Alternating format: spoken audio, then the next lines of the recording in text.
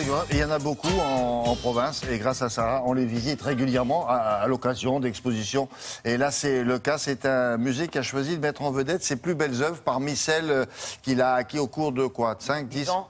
Au cours des 10 dernières années. 10 dernières années, ben oui. Parce que c'est le musée qui se paye des œuvres, attention. Alors, le musée se paye des œuvres, c'est grâce à la ville, c'est grâce à l'État, c'est grâce aux généreux donateurs, aux mécènes très riches et souvent très discrets. Alors, le musée de Grenoble, peut-être que certains ne connaissent pas, mais vous savez que c'était la plus grande collection d'art moderne, c'était le musée de Grenoble avant le centre Pompidou. Voilà, maintenant c'est passé deuxième avec 25 000 chefs-d'œuvre quand même. Alors, pourquoi ça s'appelle de Picasso à Warhol? C'est pas du tout pour donner l'unité de temps ou un espace-temps, mais c'est plus pour montrer la richesse des acquisitions. C'est quand même le seul musée à avoir réussi à acquérir un Warhol et un Picasso dans ces 10 dernières années. Mais vous avez de l'art ancien, vous avez de l'art moderne, vous avez de l'art contemporain aujourd'hui. Avant, ça s'appelait le musée des peintures. Maintenant, il y a de la photo, il y a de la vidéo, il y a des installations. Je vous emmène visiter ces 10 dernières années en collection, en vidéo, en images. Regardez.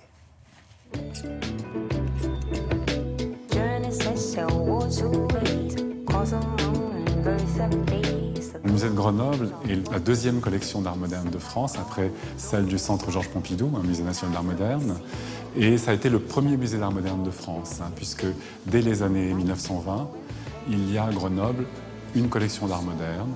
Je suis toute nue devant toi, je suis toute nue et j'ai froid, tu ne le vois pas, tu ne m'aimes plus, je crois. De Picasso à Warhol, une décennie d'acquisition. C'est finalement toutes les œuvres que nous avons achetées depuis un peu plus de 10 ans. Et on est le seul musée en France, dans ces 10 dernières années, à avoir acheté à la fois une œuvre de Picasso et une œuvre de Warhol.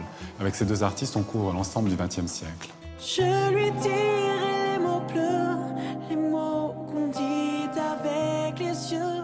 À Grenoble, il fallait absolument avoir un Warhol. L'œuvre que nous avons achetée de Picasso, c'est un collage cubiste de 1914 qui provient de la collection de Marina Picasso, qui représente un verre avec juste une petite épingle qui tient un découpage. C'est toute une partie, je dirais, de l'histoire de l'art du XXe siècle qui est contenue dans ce petit collage. L'escalier, ok.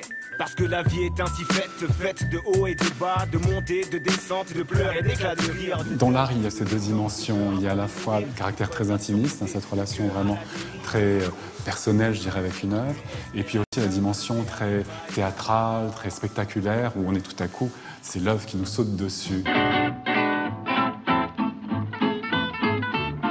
C'est le cas, par exemple, de cette accumulation de guitares d'Armand, qui est à la fois un clin d'œil à la passion que Armand avait pour la musique, un clin d'œil aussi au cubisme, puisqu'on le sait, la guitare, c'était vraiment l'instrument favori dans les ateliers des peintres cubistes.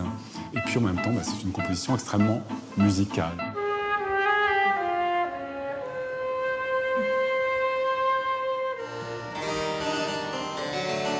On a des moments musicaux entre midi et 2, et ce sont des étudiants du conservatoire qui exécutent des morceaux de musique qui sont vraiment en lien avec l'exposition. Donc là, on avait plutôt de la musique du XXe siècle et de la musique contemporaine. Qui suis-je? L'œuvre de Juan Muñoz qui est derrière moi. Qui suis-je? Quand on rentre dans la salle, on est surpris. On a l'impression qu'il y a quelqu'un qui est là, il a les yeux fermés. Et donc, effectivement, ça déclenche toute une sorte de travail d'interprétation qui finalement n'a pas besoin d'avoir, je dirais, d'informations particulières. Ce sont des œuvres, effectivement, qui parlent d'elles-mêmes. Qui suis-je? Ça donne envie, hein? Oui, et ce sont des expositions qui ne se déplacent pas. C'est dommage, on pourrait peut-être imaginer des transferts. C'est-à-dire que l'expo de Grenoble ira à Brest et celle de Limoges, non? Oui, on peut imaginer des prêts, évidemment, mais c'est vraiment, ça doit être des prêts ciblés. C'est des œuvres qu'on n'avait pas vues. Mais est-ce que vous pouvez nous prêter les 25 000 œuvres que vous avez? Comme ça, nous, on vous prête les 200 qu'on a dans notre ville. Oui, c'est un peu compliqué. Non, parce que souvent, c'est concentré sur Paris, ça part parfois en région. Mais là, ce serait bien aussi que ça bouge un peu. Mais pas du tout. C'est les Parisiens qui pensent que c'est comme ça. Quand on va justement dans les régions, quand on va voir les musées, on se rend compte, si vous voulez, de la richesse des collections. Et voilà. Et donc là, vous avez 10 années d'acquisition. C'est un musée vivant. À partir du moment où on acquiert, on vit. Voilà. Sinon, c'est un musée qui meurt. Et c'est pas le cas du musée de Grenoble. Vous avez jusqu'à fin août pour aller voir cette exposition. Et pas uniquement les femmes à poil. Moi, je regardais sa tête, justement. Parce que là, Merci beaucoup. À plus tard.